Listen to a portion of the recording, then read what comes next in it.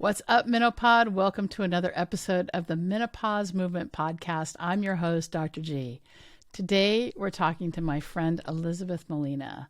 Elizabeth is a TEDx speaker, podcaster, beauty biohacker, and a Clubhouse and Instagram influencer. She focuses on holistic beauty and is the founder of the Molina Glow. Her compelling history of domestic violence and survival led her to the TEDx stage. She's a model on a mission to redefine the why surrounding people's beauty choices and practices.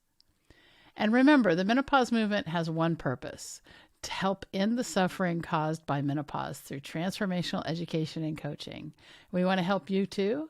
So head on over to menopausemovement.com, take the quiz there, and not only will you discover your type, but we'll also tailor some offerings to help you take your life back from menopause. Getting into the driver's seat of my life was the first step I took to overcoming the challenges I experienced with menopause, but I did it alone and it was lonely. The menopause movement has created a community of women who are unapologetically deciding to become their best selves, one small action at a time, and you can too. Join our community and start to create a life you love.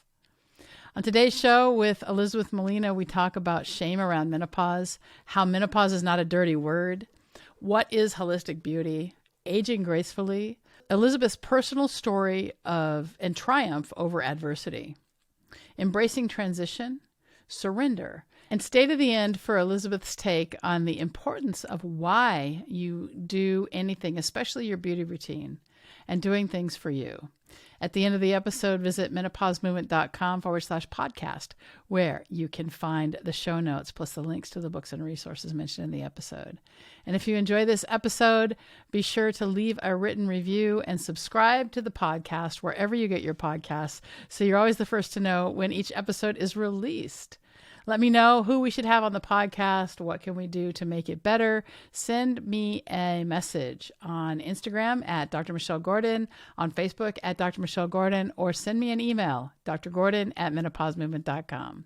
Thanks so much for being a part of the menopause movement. And now let's get to Elizabeth.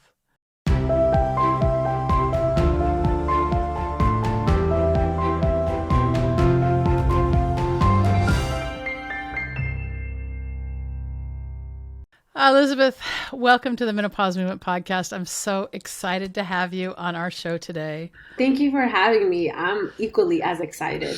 Yeah, I was on your podcast and we've kind of become friends, and it's been really fun getting to know you. And we were just in the pre-bit of here talking a little bit about the fact that I was on your podcast talking about menopause, and you got a lot of feedback. People were really, really happy to hear it, but nobody wanted to put any comments below it. So let's talk about that for a second. Yeah, for sure. It was one of the podcasts that had the most comments, like feedback. I got some emails and DMs, some messages on WhatsApp, and a few text messages, and everyone was like so ecstatic about it, and it was so helpful. But there's definitely stigma, shame, I don't even know every word you can think about it. People don't want to publicly talk about it. So I'm not sure if you get that a lot, or is it just my crowd? I don't know. I mean, I think that the whole idea, the reason why my company is called the Menopause Movement, is to help end the stigma around it, because menopause, as we like to say, is the privilege of a long life, and it's just a new phase in our lives. And yeah, we have it, but why don't we want to admit it? That's the big thing. And if you're someone who doesn't want to talk about menopause, how are we gonna get more people to talk about it unless we step out of our comfort zone and start talking about it publicly on somebody's page like yours? You've got 65,000 followers or something on Instagram. The more we talk about it, the better it's going to be, I think. Yeah, no, I agree. I think in when we recorded, we spoke about how it starts in the beginning when you get a menstruation, and how women are born with their eggs, and then when you hit menopause, you have no more eggs, right? That's the whole thing. And so there were so many men who were just like, I never knew this. Even women were like, I had no idea. I thought the period was like I'm making an egg. And so I think that the stigma for me, from my understanding, because I have to tell you, I've had so many conversations about like women being born with this set amount of eggs and how we drop them every month, and this is a period, and then menopause means like the end of this cycle, and we Yeah. can be free of like the burden of perhaps childbearing and all that kind of stuff. So we enter And like a new periods. exact period, right? We enter a Yeah. new phase. So I think, um, unfortunately or fortunately, we live in a society where the image is very important, right? As a Mhm. beauty guru, as a model, as all these things, we're being shown all these images of women and youth and childbearing years, and so nobody's really celebrated. And I'm not sure, we're living longer, right? But nobody's really celebrated that yet. It hasn't been made like a trend. And maybe we'll start that now. Well, we're starting to see more and more people talking about it, but it's usually talked about in a really derogatory way. I recently watched that Hulu series called Nine Perfect Strangers, and Melissa McCarthy is on that, and she talks about menopause in that, but it's derogatory. It's like she's talking about hot flashes and that sort of thing. And of course, after surveying, over 50,000 women in menopause here at the Menopause Movement, we know that women in menopause want to lose weight. We know that that's the biggest pain point is weight gain. So we get that, and that's why we have weight loss offerings. But at the end of the day, if we can start to embrace the fact that this is a time for us to walk into our wisdom, that it's a time for us to like give back, there's just so many other ways to reframe it so it doesn't have to be a dirty word.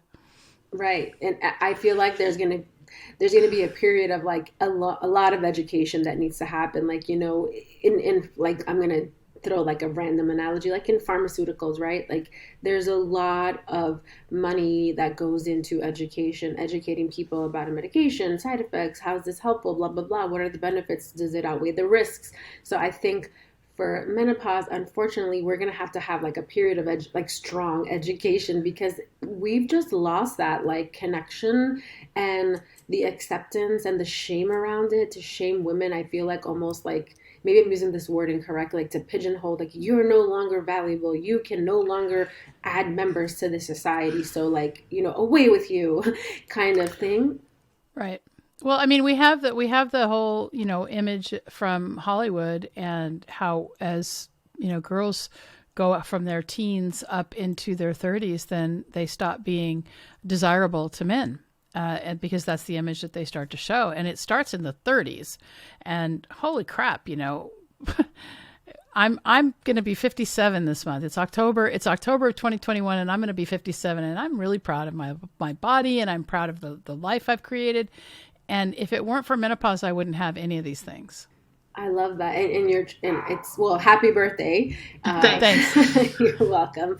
But you're so correct. And even like to go take it to another place, like in the modeling scene, right? At age 24, you're basically told that you're capped out of your beauty. Like that is when you are most beautiful. 28 is like you're ending your career. Can you imagine at 28?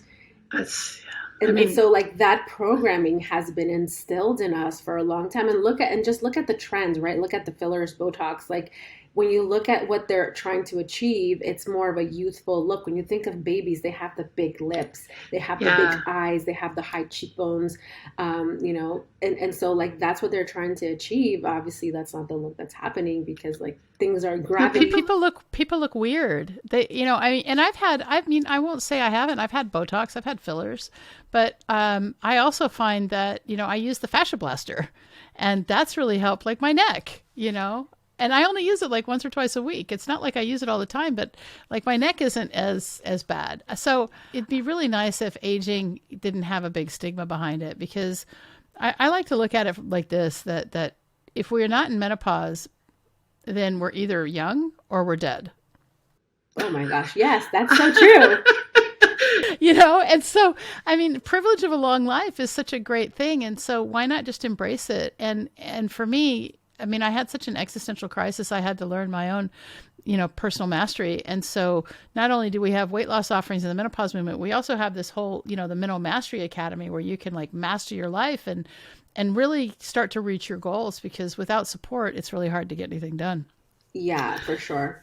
I want to hear more about you. So you are a, beauty biohacker, Clubhouse and Instagram influencer, and you focus on holistic beauty. So what does holistic beauty mean? And, I want to also know about a little bit about your TED Talk and what that was about.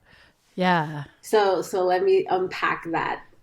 Yeah. Huge question. So people think of holistic beauty. Sometimes they think it's a little bit like woo woo, or like, what is she doing? She's burning sage around you or whatnot. Like when they think of that word. And I mean it more like literally like holistic, like a whole approach to beauty. I talk about, a lot of my clients, they want to look good on the inside and on the outside, but mostly people are concerned about the outside: acne, face, wrinkles, again, great signs of living a long life and having expression and living it to the fullest. Their hair quality, just like the aesthetics of the skin, which is the largest organ in the body, which I say is a report card. So when I think about holistic beauty, I'm really talking about not just what you put on top, like creams and all that. That's just like the last thing you want to think about. I want to talk about your water intake. I want to talk about your movement. I want to talk about your quality of sleep. That's where I've had this beauty circle where I have all these categories. Your bowel movement. It's very important to have a bowel movement, hopefully every day. That would be great. But, there are some cases, maybe your medication. There's just a lot of things that go into that. Are you spiritual or spirituality? Do you have a community? Do you have a place of belonging? That's very important when we talk about beauty, because that affects how you feel. If you don't feel like you belong in a community of some sort, it doesn't have to be religious. It could be anything, that you look forward to meeting a group of people who share like-minded ideas.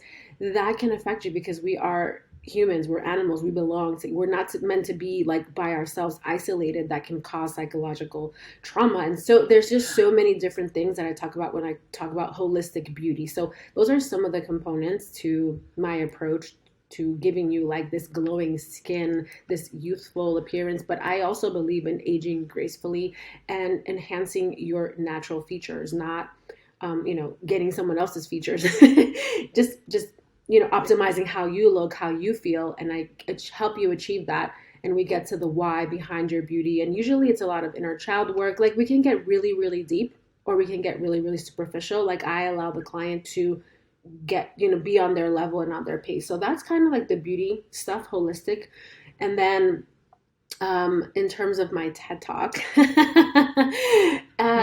I will say it as short and sweet as possible. It's basically my life experience. When people say, why are you qualified to be this beauty guru, this model on a mission, all these things, all these hats that you wear, you were just, born and you just have these looks. And so that's not fair. And so my TED, it really talks about my journey of how I got here, not just because I was maybe blessed with these high cheekbones or big lips, which are now in fashion. But let me tell you guys, before it wasn't. So I got bullied a lot for my looks. Now everybody wants to buy them, which is great for me because I save money. I don't have to do that, right? Yeah. But so I was engaged at 16 to somebody who was 18 years my senior. And by 18, I was married. I had a baby. Then I was shortly divorced. But before that divorce, I was basically kidnapped by my ex-husband to another country where he held me captive. And, warning for people who are listening, for 6 months where he raped me and beat me and tried to make me very submissive. And then I realized 3 to 4 months in, why is this happening? I had this epiphany. I wasn't religious. I didn't believe in God, source. I cursed, the hell out of you. Don't exist. Prove to me that you're real. What is this? Had that kind of inner battle. And then I had this moment where you guys can watch the TED and I talk about it there, but I realized, okay, what's happening? I need to take control of my life. I got a sign, right? I asked for a sign. I got a sign. And I, managed to think of my escape. I managed to convince this person to bring me back to the US where I was born.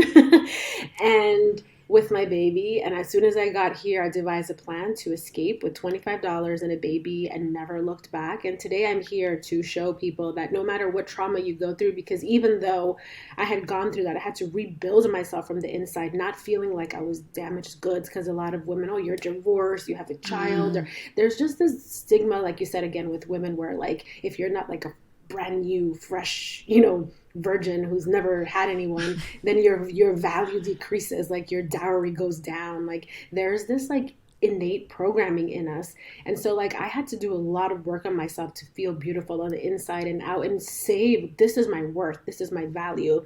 And I want to teach women how to do that. And that's why I do what I do, because not only had I had to work on that on the outside, but also on the inside. So that is kind of like my journey from the TED. And I talk about like monsters are real. And really there's a part of the message there, it was cut out because it was edited, but there was a part saying that like no one is born a monster. We create these monsters. Mothers are responsible, family members are responsible for molding these children into that. And so like if we can take responsibilities as parents, not just mothers, parents, society, then we wouldn't have these, we can like make these monsters extinct, really. That's kind of like also part of the messaging in there.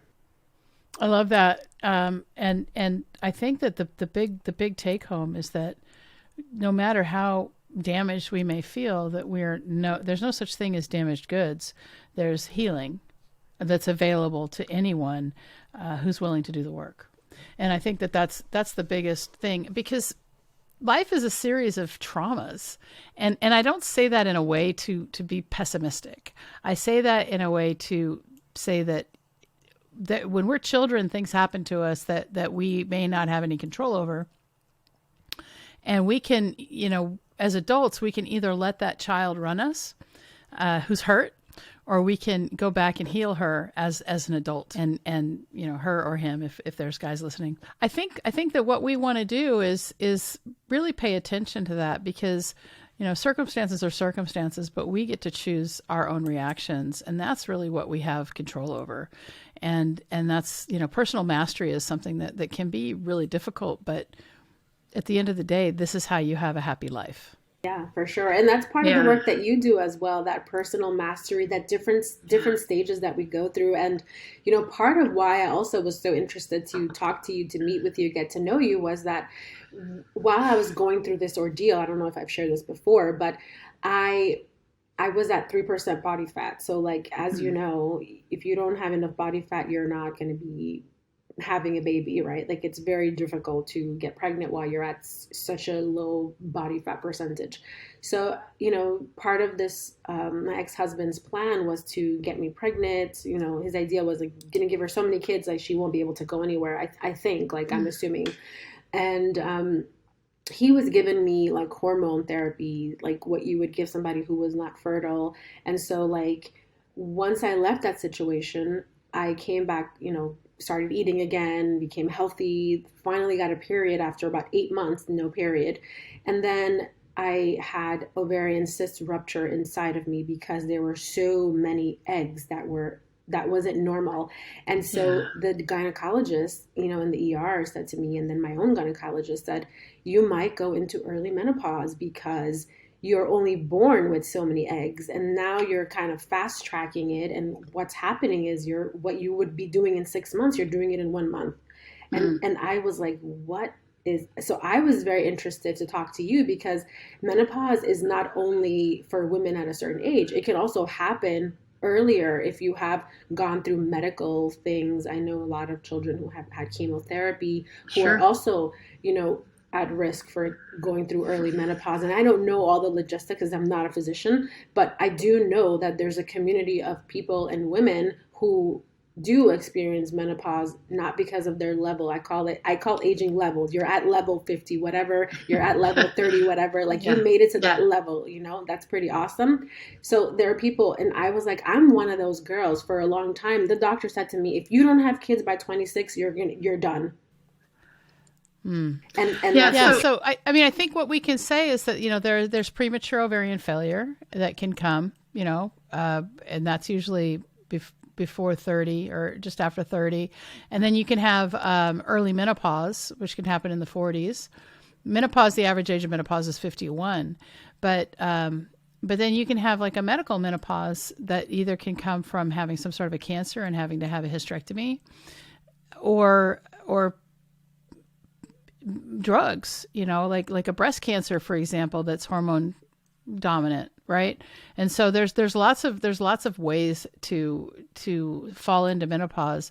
I did a podcast with Yasmin Qatar, who had we called it Menopause at 30 because she had a type of medical procedure and was in early menopause and then went back to normal afterwards. But it's not, like we like to say about menopause, it's the privilege of a long life, and it's something that every woman will go through if she lives long enough, regardless of your your age. I mean, you're gonna go through it if you live long enough. Yeah. So that's why I love what you do, and I love the platform that you give women, because there's just so many people that could benefit from community, could benefit from what you do in terms of mindset. I feel like you do a lot of mindset in terms of like there's a lot of shame, there's a lot of acceptance, there's this renaissance, there's this whole period. We spoke previously about this period of grieving or acceptance, and you meet everyone where they're at, and you educate them and you help them achieve really what you've got for yourself, which is, I feel like you're very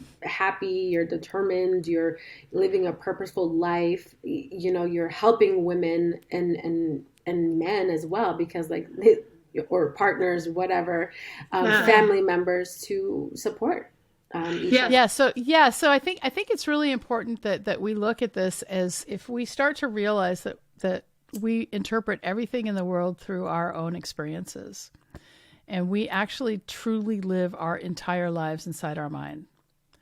And when you start to see that, I mean, the whole idea and the reason why I started the menopause movement was because, like, why not learn how to make that a happy place? But those kinds of changes take time. And so if you're somebody who's ever been through one of our beta programs or through any of our programs, our Mental Mastery Academy is a 1-year program. And the reason it's a 1-year program is because you need accountability in order to make these changes that are lasting.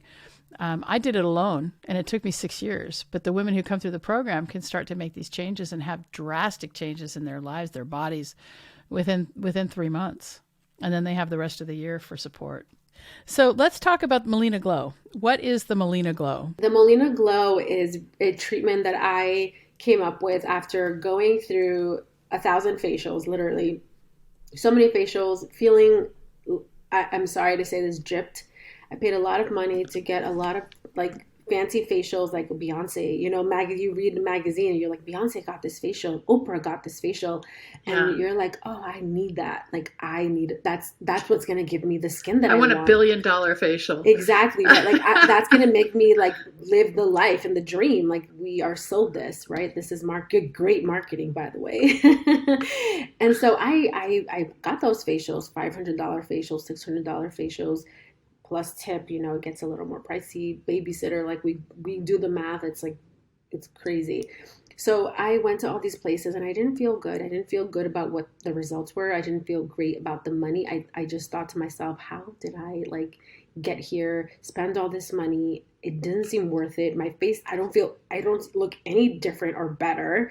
And I felt very scammed or gypped, and I felt kind of stupid, honestly. Like, I was just so down on myself. Like, you know better than this. You're such a smart person. Like, how could you fall into this trap and blah, blah, blah, blah, blah. And so I decided, I got my esthetician license. I said, I want to give women a treatment, a holistic treatment where we talk about everything, how we can improve, while I want you to go in there and look and feel one way, and I want you to come out with your money's worth. And I want you to tell me that, Elizabeth, you should be charging more. This is insane. And that's exactly what I created. So I do these treatments where you see immediate results, and they last for about either, it could be 3 weeks to 2 months, depending on the type of skin you have, how, you exfoliate, et cetera, et cetera.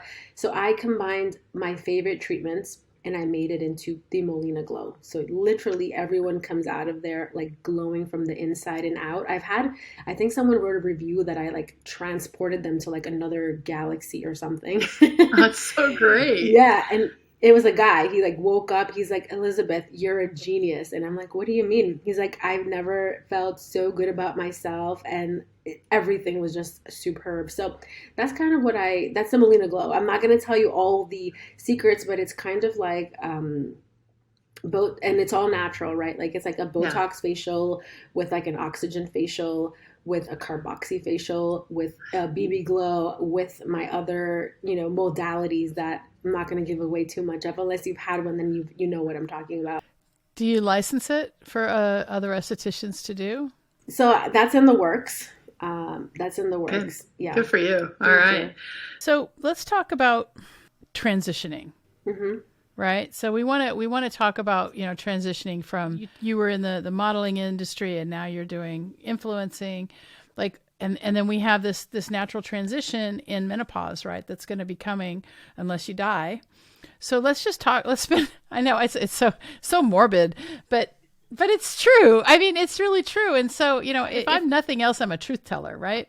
Correct. And my communication style isn't for everyone because I'm really blunt, but this is how we speak here.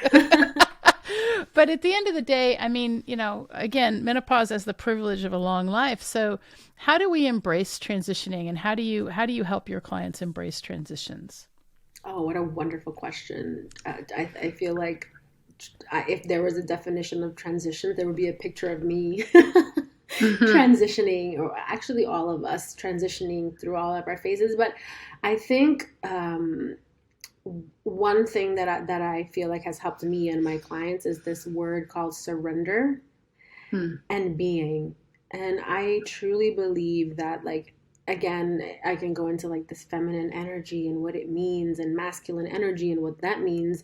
But really, truly, I think it's just being. It's just allowing yourself to be, to know that is, I'm a butterfly and that's okay. I'm a bird and that's okay. I'm a woman today at this level. I got to this level and this is great. Like, just, I don't think we've been taught to just be.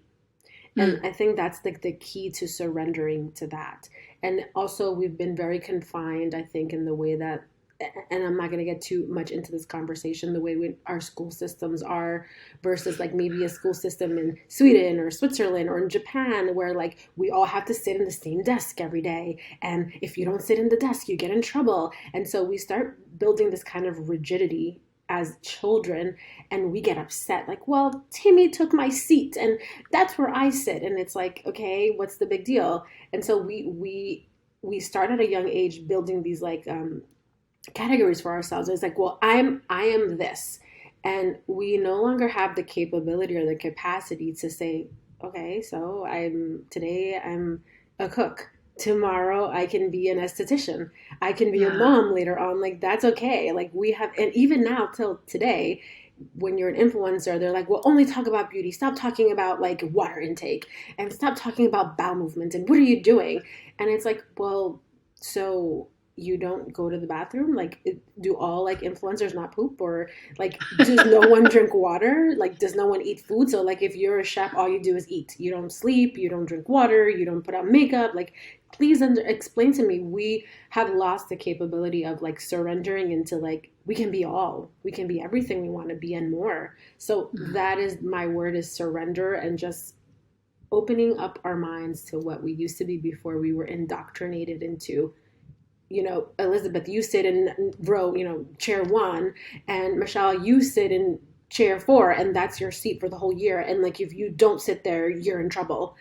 So that's my remember the explanation. American System was put together to create factory workers. I was just thinking that. Yes. Yeah, to graduate factory workers, follow the bell, do what you're told. And that took 12 years of training, apparently.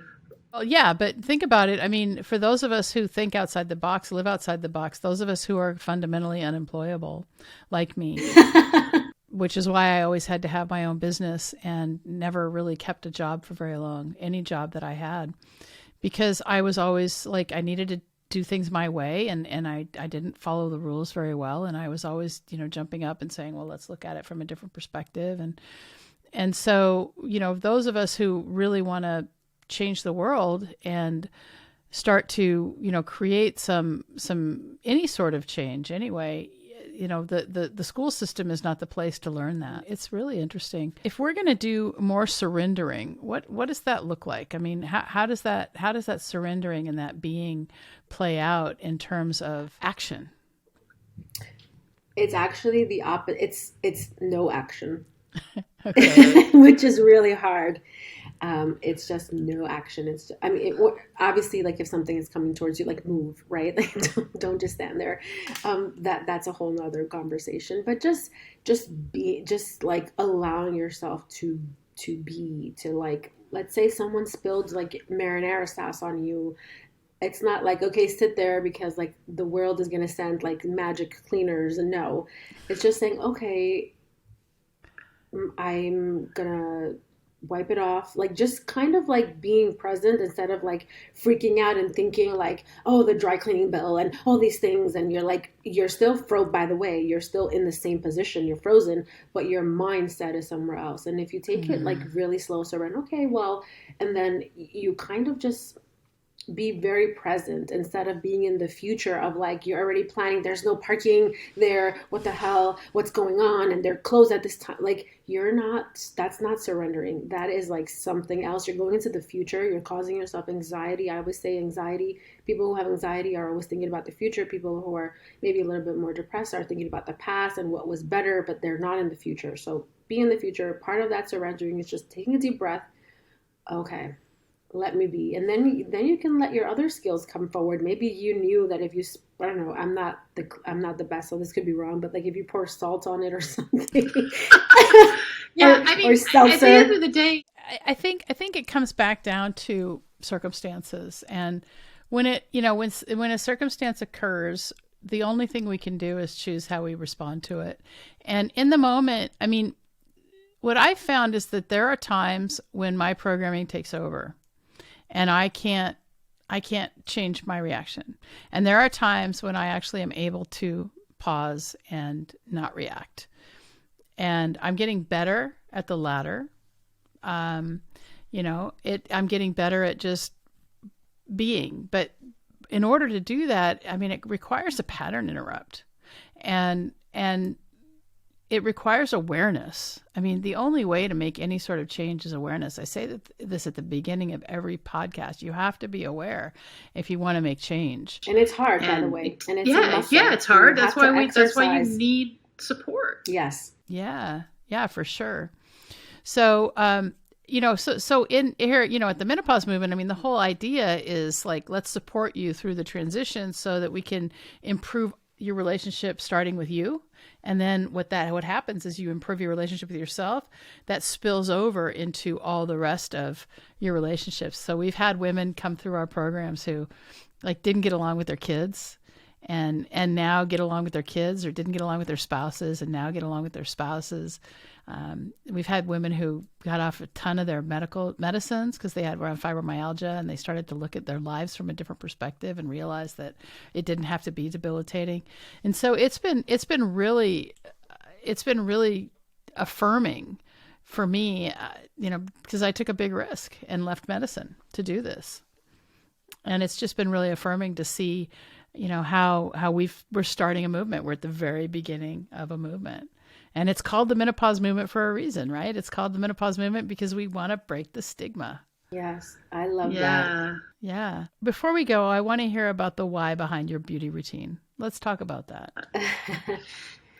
Though again, the why behind my beauty routine, it can change every single time. For me, I just really like enhancing myself in terms of like, I am comfortable to go out without makeup. I'm comfortable to be with makeup, but I believe that there's a why for everything, as you probably know as well. And a lot of times we hide behind it. And the why for me, and I just want to empower people. My why is to empower people with my presence. People ask questions. People ask me. It could be so superficial, or it could be really deep. And as you know, like I can go in, we can stay at the mascara, or we can go into like the childhood trauma, right? Or even quantum, whatever you need to go, past lives, whatever, right? Like we can do that. But I show up that way. That's my why. And I found out that talking to people about their whys, sitting in my chair. It could be, I always talk about this one lady who I will never forget. And I thought she was so blessed in life with her husband, her family she came from. She never, like, her biggest problem was probably not having her order correctly at like Starbucks, right? And she was so angry. And I'm like, you're so privileged. You're spending your Sunday here with me. Then you're going to another appointment. She was like booked all day, like appointment, like hair, lashes, face, like et cetera, et cetera, et cetera. And she was telling me her day. And I was like, wow, I'm thinking to myself, like, another woman would be so excited, or a person, man, woman, child, whatever, teenager, would be so happy to have the luxury of spending their whole day just pampering themselves from head to toe with the best of the best, and she's angry about it. And I wanted to know, what was your why for doing this? Like, why are you don't seem happy dyeing your hair, you don't seem happy doing your lashes, you don't seem happy here. Why are you here? Because I was just like, I didn't understand. And she started telling me, well, I'm dyeing my hair because I'm getting older and now I have white hair. And then like my husband's receptionist looks better. And then it was like, well, another girl that, has long lashes and that means she's youthful. So she was just doing it for the wrong reasons. So when we got down to her why, she took a breath and she's like, I never knew that I wasn't really doing it for myself. I was doing it because society was telling me that I am aging not correctly, and I'm angry about it because I love the way that I look, and I don't love society telling me how I need to look and what the expectations are. And so when she took that power back, she started ditching a lot of her appointments. She's like, I don't need this, I don't like this. And so that's the why. Why are you doing it? It's okay to do it, but just know why. Is it for you or is it for someone else? Because that can change your mood. When you're doing it for someone else, you're like not happy about it because it's not what you want. You're changing yourself. No, that's great. Doing stuff for you. I love that. Yeah. So was there anything else you were hoping to share before we ended today? Tonight. It feels like that, right? It's a long day. I just want to end with everyone listening, whatever level you're at, I call it level, you always have something to offer. And you are so loved and just so meant to be here. Just keep shining that light so other people can also shine, and maybe you can guide them. Like, that's what I want to leave them with. It's just always be kind. Always be kind. Yeah, that's true. So where can people find you? Everybody can find me on Instagram, Elizabeth__Molina. They can check out my website, ElizabethMolinaInc.com. You can check me out on Clubhouse at Elizabeth Molina. I can send you all my links if you want. But those are the most popular places to find me at. Yeah, we'll definitely hook you up in the show notes. Thanks so much for joining the Menopause Movement today. It's been really great. Thank you so much. Did you know that menopause is not a medical condition? Most doctors don't know this either. I like to say that menopause is the privilege of a long life. And to really take hold of our lives in menopause, we have to unlearn what society and the medical establishment has told us about menopause. Thanks so much for being a part of the Menopause Movement.